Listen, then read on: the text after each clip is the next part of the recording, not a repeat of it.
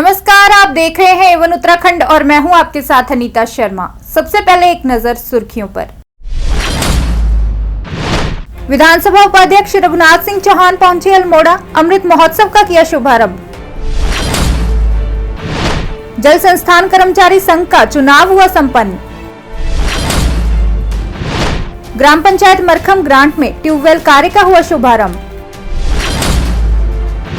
हरिद्वार में राष्ट्रीय सरस मेले का हुआ शुभारंभ। 12 दिनों से लापता व्यक्ति का शव हुआ जंगल से बरामद। डीजीपी अशोक कुमार ने लक्सर में किया जनसंवाद।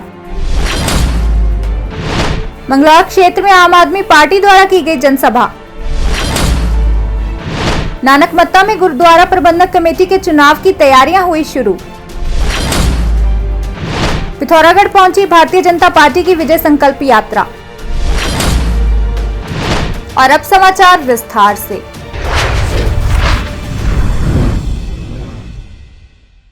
आजादी को लेकर पूरे भारत में अमृत महोत्सव मनाया जा रहा है और इस मौके अल्मोड़ा में भी कार्यक्रम का आयोजन किया गया है, जिसका शुभारंभ विधानसभा उपाध्यक्ष रघुनाथ सिंह चौहान ने किया।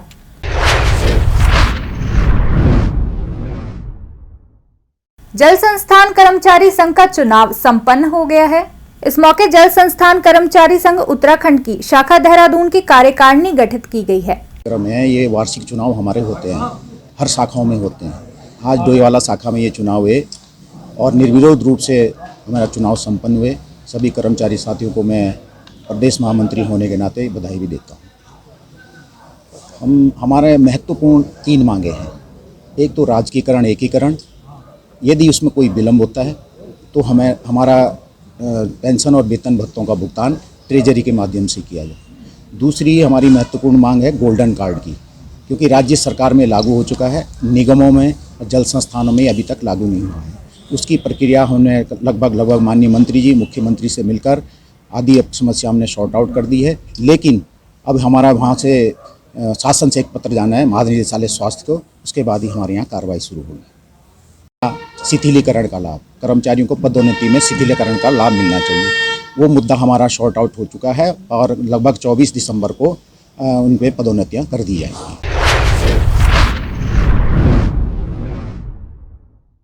ग्राम पंचायत मरखम ग्रांट में ट्यूबवेल कार्य का शुभारंभ हो गया है।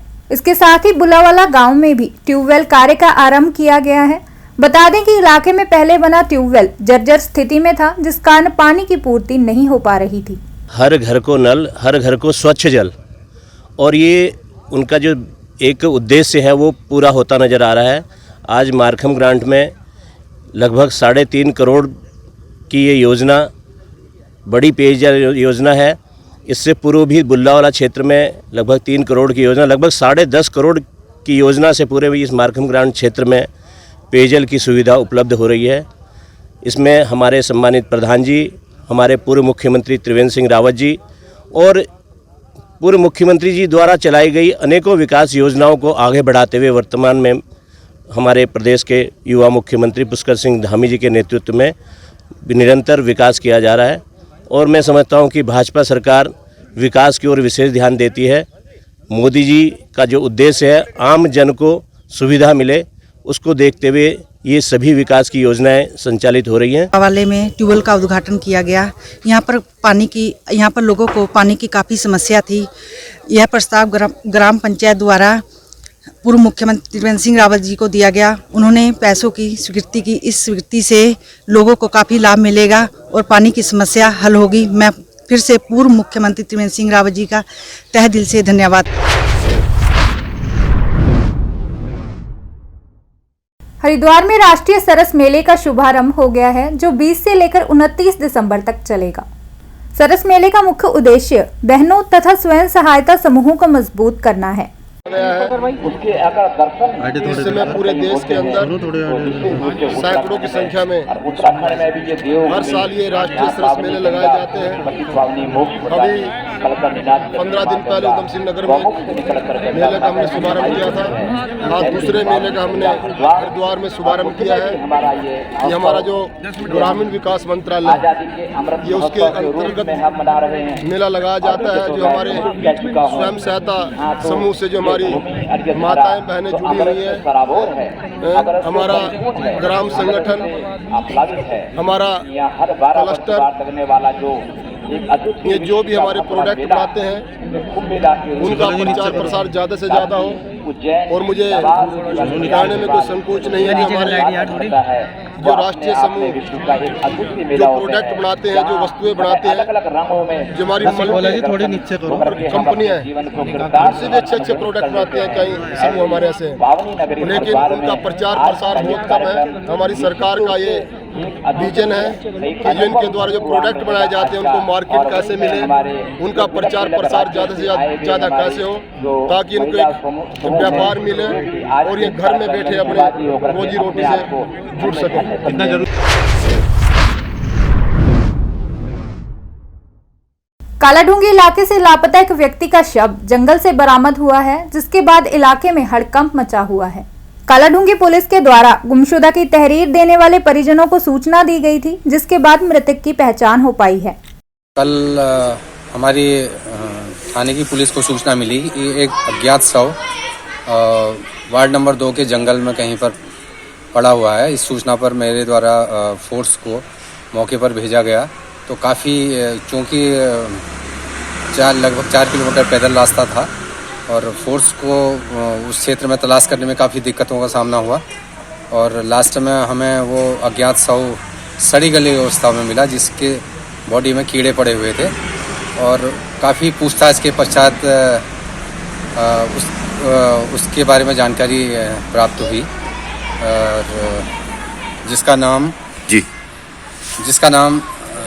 जिसकी शिनाख्त दिनेश चंद सनवाल बागजाला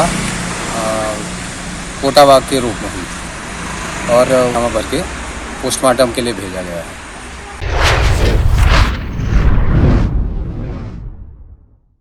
डीजीपी अशोक कुमार ने लक्सर में जनसंवाद किया और लोगों की समस्याएं सुनी।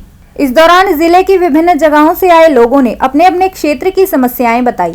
देखिए, जनसंवाद का पर्पज है लोगों के बीच आकर के लोगों की समस्याओं को सुनना और उनसे सुझाव प्राप्त करना पुलिसिंग के संबंध में। तो हमने ये आदेशित किया है कि हर थाने में कम से कम 3 महीने में जनसंवाद जरूर होना चाहिए, हर थाने में। तो किसी में एसएसपी जाएंगे, किसी में एसपी एडिशनल एसपी जाएंगे, किसी में डीआईजी आईजी जाएंगे। उसी कड़ी में हमारा प्रयास था ये लक्सर क्षेत्र में आकर के हमने लोगों से जनसंवाद किया है और यहाँ की बहुत सारी समस्याएं भी हमारे संज्ञान में आई हैं। उनमें से कुछ थाना चौकी की इंफ्रास्ट्रक्चर से संबंधित है, कुछ गाड़ियों से संबंधित है और कुछ जो है लोगों की समस्याएं जो ड्रग्स और ट्रैफिक आदि को लेकर के थी। तो सब के बारे में हमने गहराई से सुना है और उसमें जो बेस्ट पॉसिबल होगा इसके समाधान निकाले जाएंगे।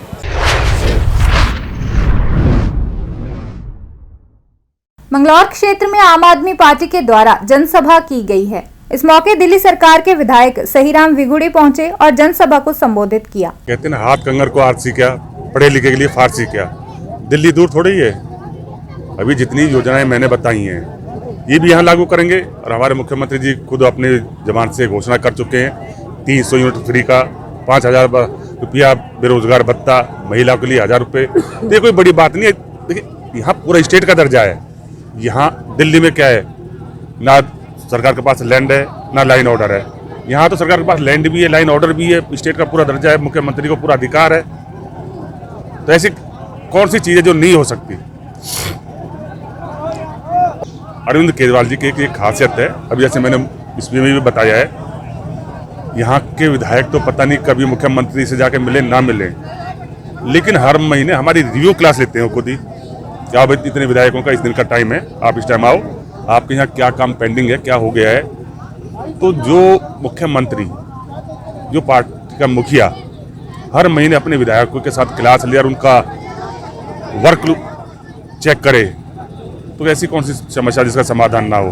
दिल से धन्यवाद करना चाहता हूं और आप मीडिया बंधुओं को भी दिल से धन्यवाद देता हूं कि आप सही चीज़ें लोगों तक पहुंचा रहे हैं। हमारी जो बात है, हमारी जो योजनाएं वो लोगों तक पहुंच रही हैं।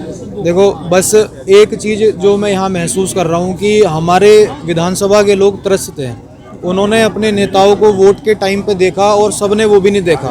मुझे नहीं लगता कभी उन्होंने अपनी जनता को डोर टू डोर कभी कैंपेन किया होगा या आम जनता से, गरीब लोगों से भी कभी मिले होंगे।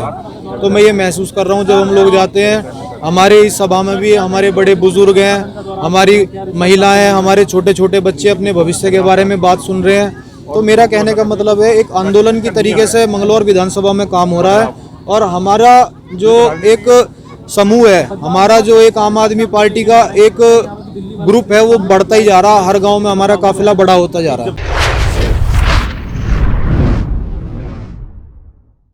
नानकमत्ता में गुरुद्वारा प्रबंधक कमेटी के चुनाव की तैयारियां शुरू कर दी गई हैं।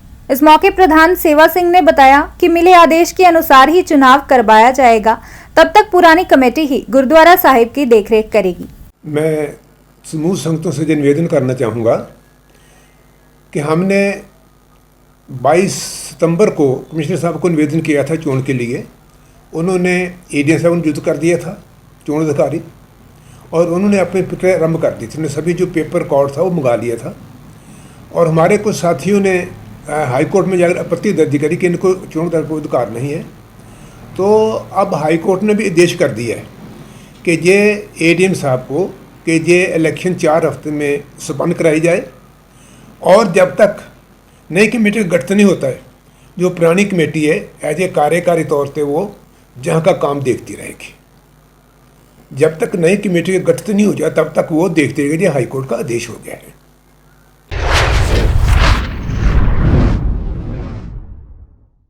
भारतीय जनता पार्टी की विजय संकल्प यात्रा जिला पिथौरागढ़ पहुंच गई है। इस मौके रैली प्रभारी पुष्कर काला सहित भाजपा के कई पदाधिकारी मौजूद रहे।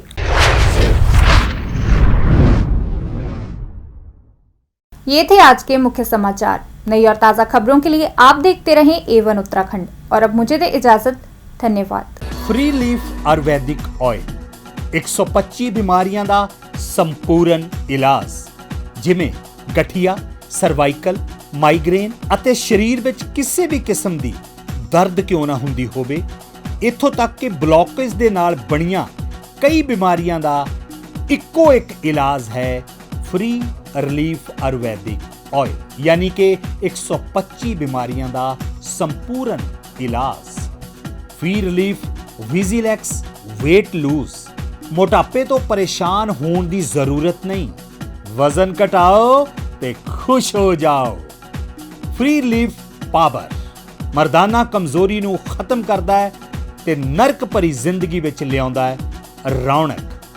फ्री रिलीफ पावर कब्ज तो परेशान होण दी हुण जरूरत नहीं है।